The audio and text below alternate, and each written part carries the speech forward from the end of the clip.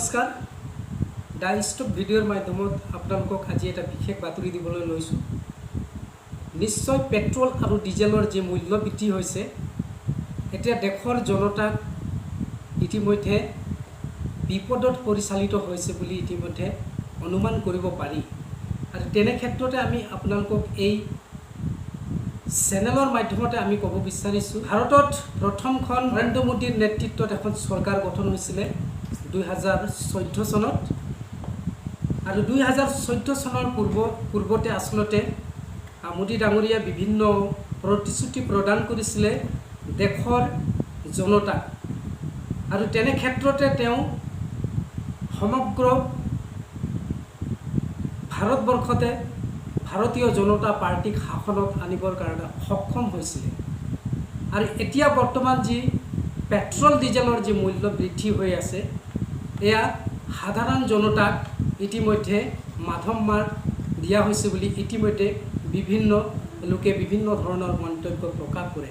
আমি কিছু আপোনালোকক ভিডিঅ' ফুটেজ দেখুৱাব বিচাৰিছোঁ যে মোদী ডাঙৰীয়া আচলতে পেট্ৰল আৰু ডিজেলক লৈ তেওঁ কি মন্তব্য কৰিছিলে।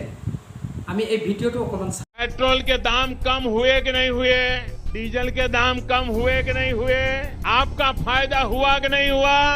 अगर मोदी का नसीब देश की जनता के काम आता है तो इससे बढ़िया नसीब की बात क्या होती है। ভিডিঅ' ক্লিপটোৰ যোগেদি আপোনালোকে নিশ্চিতভাৱে দেখিলে আচলতে দেশৰ প্ৰধানমন্ত্ৰীগৰাকীয়ে তেওঁ পেট্ৰল আৰু ডিজেলৰ যি মূল্য বৃদ্ধিৰ ওপৰত তেওঁ যি মন্তব্য কৰিছিলে, আচলতে পেট্ৰল আৰু ডিজেলৰ মূল্য আচলতে কমোৱা হৈছে বুলি তেওঁ আচলতে এই ভিডিঅ'ৰ মাধ্যমতে তেওঁ আচলতে প্ৰকাশ কৰিলে। বৰ্তমান সময়ত আপোনালোকে নিশ্চিতভাৱে জানে যে পেট্ৰল আৰু ডিজেলৰ যি মূল্য বৃদ্ধি অত্যন্ত বৃদ্ধি হৈছে। এতিয়া এশৰ ঘৰ অতিক্ৰম কৰিছে, তাৰ লগতে অত্যাধিক যি সামগ্ৰিক আচলতে তেওঁ মূল্য বৃদ্ধি ইতিমধ্যে হৈছে বুলি আমি নিশ্চিতভাৱে সকলোৱে জানো। ইয়াৰ আচলতে কাৰণ আমি কেইটামান কথা আপোনালোকৰ আগত ক'ব বিচাৰিছোঁ। আচলতে চৰকাৰ যেতিয়া গঠন কৰা হৈছিলে তাৰ আগতে কিছুমান প্ৰতিশ্ৰুতি প্ৰদান কৰা হৈছিলে যে দেশৰ জনতাক বিজেপি নেতৃত্বাধীন চৰকাৰখন আহিলে তেওঁলোকক কিছু ক্ষেত্ৰত আচলতে ৰেহাই দিয়া হ'ব বুলি তেওঁলোকে প্ৰতিশ্ৰুতি প্ৰদান কৰিছিল। তেনে সময়তে এতিয়া পেট্ৰল আৰু ডিজেলৰ যি 100 ঘৰ অতিক্ৰম কৰাৰ পাছতে ইয়াৰ পৰা আমি নিশ্চিতভাৱে বুজিব লাগিব যে প্ৰতিশ্ৰুতি আছিলে নে আচলতে ৰাজনৈতিক আছিলে। এই কথা বিভিন্ন ৰাজনৈতিক দলবিলাকেও তেওঁলোকে বিভিন্ন ধৰণৰ মন্তব্য প্ৰকাশ কৰে। তেনেধৰণৰ 2016 চনতো অসমত ইতিমধ্যে চৰকাৰ গঠন হৈছে, তাতো বিভিন্ন ধৰণৰ প্ৰতিশ্ৰুতি প্ৰদান কৰা হৈছিলে। অত্যাধিক যিবিলাক সামগ্ৰিক আচলতে আমি নিতেও আমি ব্যৱহাৰ কৰোঁ, আমি মিঠাতেলক আমি আচলতে ব্যৱহাৰ কৰোঁ। আজি মিঠাতেল আচলতে ক'ব লাগিব 200 টকাত আমি ক্ৰয় কৰিবলগীয়া হৈছে। আৰু তেনে ক্ষেত্ৰতে আমি দেখিবলৈ পোৱা গৈছে অত্যন্ত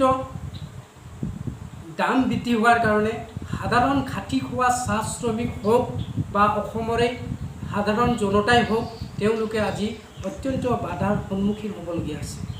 তেনে সময়তে দেশত আচলতে এনেধৰণৰ ব্যৱস্থাত আজি আমি এই চেনেলৰ মাধ্যমতে আমি প্ৰত্যেকক ক'ব বিচাৰিছোঁ যে মোদী নেতৃত্বাধীন চৰকাৰখনে এই ভিডিঅ'ৰ যোগেদি আপোনালোকক আমি আহ্বান কৰিব বিচাৰিছোঁ, সাধাৰণ শ্ৰেণীৰ যিবিলাক মানুহ আচলতে কেনেধৰণৰ তেওঁলোকে আজি এখন পৰিয়ালক তেওঁলোকে পৰিচালনা কৰি যাব। মূল্য বৃদ্ধি আকাশলংঘী হোৱাত তেওঁলোকৰ যি উপাৰ্জনৰ যি ইনকম আচলতে তেওঁলোকে যেনেধৰণৰ ইনকম কৰে ক্ষেত্ৰত আচলতে ৰেহাই দিয়া হ'ব বুলি তেওঁলোকে প্ৰতিশ্ৰুতি প্ৰদান কৰিছিল। তেনে সময়তে এতিয়া পেট্ৰল আৰু ডিজেলৰ যি 100 ঘৰ অতিক্ৰম কৰাৰ পাছতে ইয়াৰ পৰা আমি নিশ্চিতভাৱে বুজিব লাগিব যে প্ৰতিশ্ৰুতি আছিলে নে আচলতে ৰাজনৈতিক আছিলে। এই কথা বিভিন্ন ৰাজনৈতিক দলবিলাকেও তেওঁলোকে বিভিন্ন ধৰণৰ মন্তব্য প্ৰকাশ কৰি এইখন চেনেলৰ মাধ্যমতে আপোনালোকক আমি এই ভিডিঅ'ৰ যোগেদি আপোনালোকক আমি ক'ব বিচাৰিছোঁ যে আপোনালোকৰ কমেণ্টবিলাক আমাক জনাব। আচলতে পেট্ৰল ডিজেলৰ যি মূল্য বৃদ্ধি হৈছে তাক লৈ আচলতে চৰকাৰে কেনেধৰণৰ ব্যৱস্থা ল'ব লাগে আৰু সাধাৰণ জনতাক কেনেধৰণৰ সকাহ দিব লাগে আপোনালোকে আপোনালোকৰ কমেণ্ট আমাক জনাওক। পৰৱৰ্তী সময়ত আমি পুনৰ আপোনালোকৰ আগত এখন নতুন ভিডিঅ' লৈ আপোনালোকৰ আগত আমি অতি শীঘ্ৰে আহি আছোঁ। আজিলৈ ইমানতেই, ধন্যবাদ। জয় হিন্দ।